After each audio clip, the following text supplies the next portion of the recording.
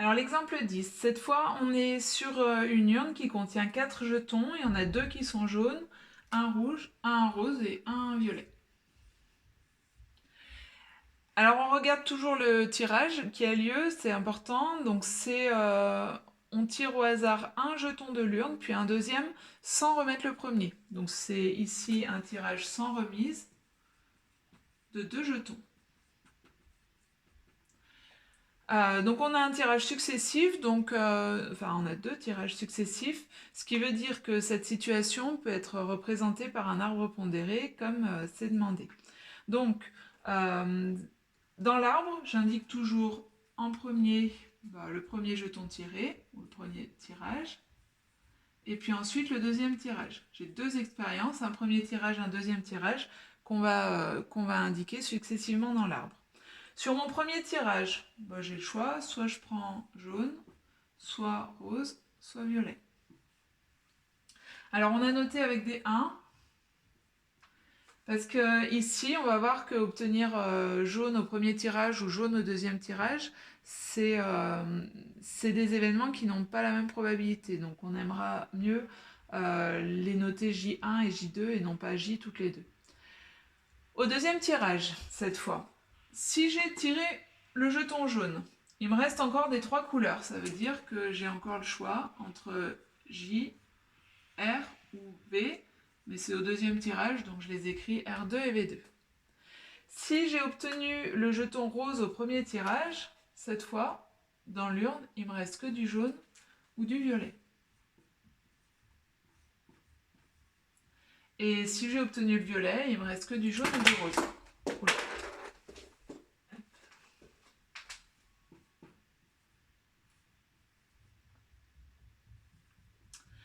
Alors, notez que j'ai pas mis ici 4 branches, j'ai pas mis 2 fois le jaune.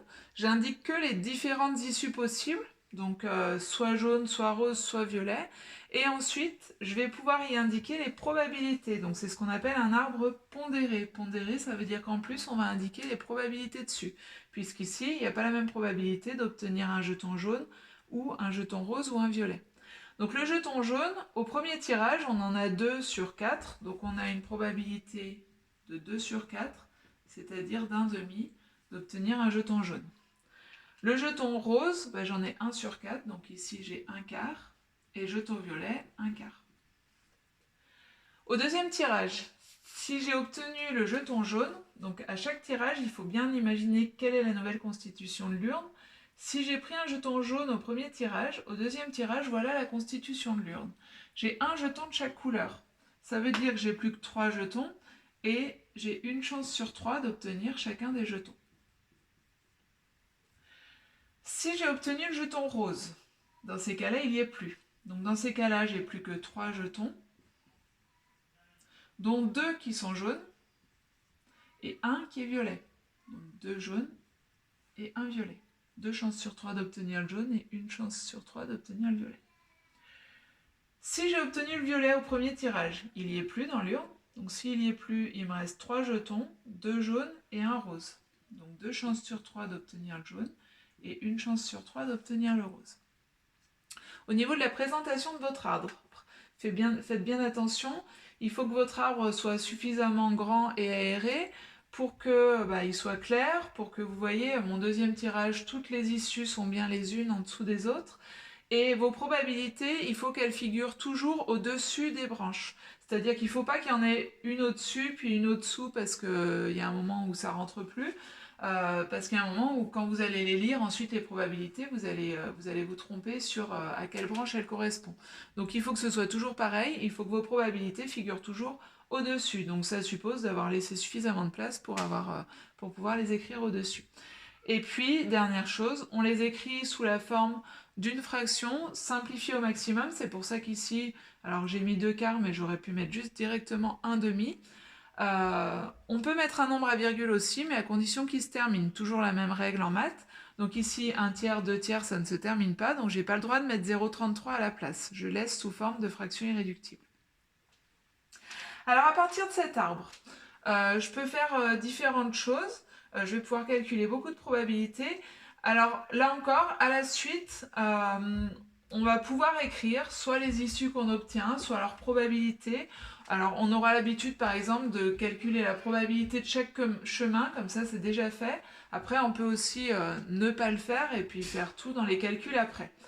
Alors, la probabilité, par exemple, d'avoir ce chemin, J1 puis J2, on fait 1/2 fois 1/3, puisque sur un même chemin, on multiplie les probabilités, et donc ça donne 1/6. Le deuxième chemin, à nouveau, 1/2 fois 1/3, il est de probabilité 1/6. Ça veut dire que la probabilité d'obtenir jaune au premier tirage et rose au deuxième tirage vaut 1/6. Etc. Je vais faire ça pour tous les chemins. De cette manière-là, le travail sera un petit peu mâché pour la suite. Donc ici, 1/2 fois 1/3, ça fait 1/6. Ce chemin-là, j'ai 1/4 fois 2/3, donc ça fait 1/4 fois 2/3, ça fait 2/12, c'est-à-dire 1/6. Ensuite, 1/4 fois 1/3, ça fait 1/12. Ensuite, le 1/4 fois 2/3, on l'a déjà fait ici, ça fait 1/6. Et 1/4 fois 1/3, 1/12. Si j'effectue la somme de toutes ces probabilités, je dois bien sûr obtenir 1. Alors ensuite, on nous demande de déterminer P de R1. Alors P de R1, elle est directement ici. C'est la probabilité d'obtenir rose au premier tirage. J'ai une chance sur 4 d'obtenir rose au premier tirage, donc P de R1, c'est 1/4. On me demande P de J2. Alors P de J2, c'est un petit peu plus compliqué. P de J2, c'est obtenir le jaune au deuxième tirage. Le jaune au deuxième tirage, on a 3 façons de l'obtenir. Soit on l'obtient là en ayant eu le violet avant, soit on l'obtient ici en ayant eu le rose avant, soit on l'obtient là en ayant eu le jaune avant. Du coup, on va additionner, d'après les règles qui ont été revues sur l'arbre de probabilité. Quand on veut un chemin ou un autre, on additionne les probabilités des chemins.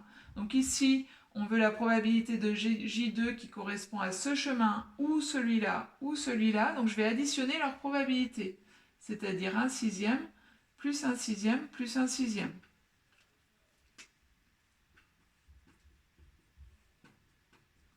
Donc ça fait 3/6, c'est-à-dire 1/2. Donc la probabilité d'obtenir jaune au deuxième tirage, c'est 1/2. Alors attention, ici on n'a pas d'équiprobabilité, c'est-à-dire que les chemins n'ont pas tous la même probabilité. Vous voyez bien qu'ici il y en a qui ont une probabilité 1/12. Donc on ne peut pas se contenter de dire j'ai 3 chemins sur 1, 2, 3, 4, 5, 6, 7 chemins et dire ça fait une probabilité 3/7. Ça ne fonctionne que s'il y a équiprobabilité. Or ici, on n'a pas d'équiprobabilité du fait qu'on n'a pas le même nombre de jetons de chaque couleur. D'accord ? Ici, on n'a pas les mêmes probabilités sur chaque branche. Ici, c'est pareil, sur les branches partant d'un même nœud. Donc, s'il n'y a pas d'équiprobabilité, pas le choix, on ne peut pas se contenter de compter le nombre d'issues. On va additionner les probabilités des chemins. Et donc, on obtient un 2. Question 3, ensuite, ça c'était la question 2, du coup la question 1 c'était l'arbre. Question 3, traduire par une phrase R1 inter J2.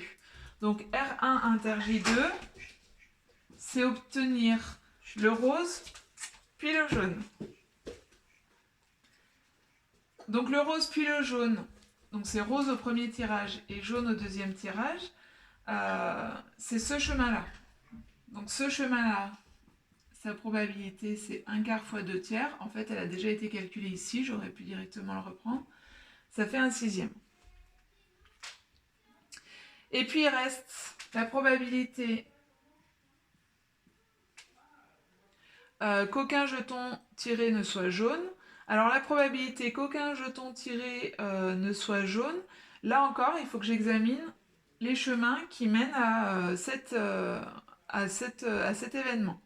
Aucun jeton tiré n'est jaune, ça veut dire qu'on a eu soit R1 et V2, donc R1 et V2, on va l'écrire R1 inter V2, soit on a eu V1 et R2. Et en fait, pour faire ce chemin-là ou celui-là, on va additionner leurs probabilités. Alors vous n'êtes pas obligé d'avoir noté sous cette forme-là, vous pouvez vous contenter de faire le calcul. Les chemins sont tous les deux de probabilité 1/12. Donc on va faire 1/12 plus 1/12, ça fait 2/12, c'est-à-dire 1/6. Et vous répondez toujours sous forme de phrase, hein, ici j'avais pas la place, mais calculez la probabilité qu'aucun jeton tiré ne soit jaune, vous répondez la probabilité qu'aucun jeton tiré ne soit jaune est égale à 1/6.